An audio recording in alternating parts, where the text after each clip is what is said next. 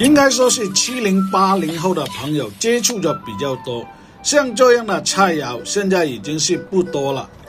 记得我们小的时候跟着家里面的大人去种地的时候，就抓着这玩意来当做玩具。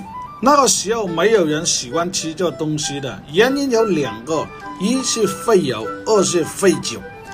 但是反而现在有很多人喜欢吃，当做下酒菜，确实很香。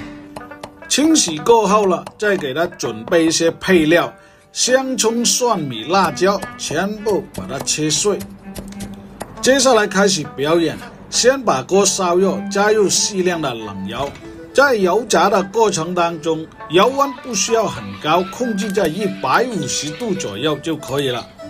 它的名字在我们当地叫做灭狗，就是小土狗的意思。整个炸制的过程大约2分钟左右，只要它的表皮达到一种香脆的效果。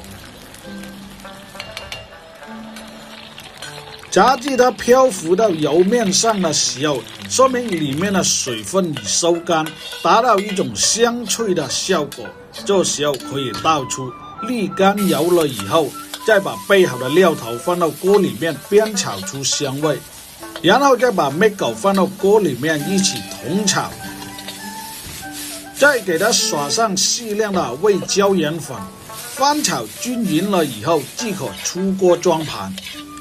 一道美味的椒盐灭狗就制作完成，好不好吃品尝过了才知道。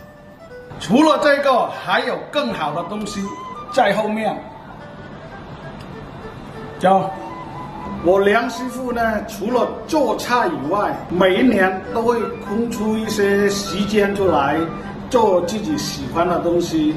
就比如这个，前2年也有和大家分享过。如果我不打开出来，大家以为这里是一盒快餐，是不是？但是这个才是我真正喜欢的东西。可以说从小到大没离开过，每年到一定季节的时候，我都会拿出来和大家分享。那么把镜头拉过来近一点。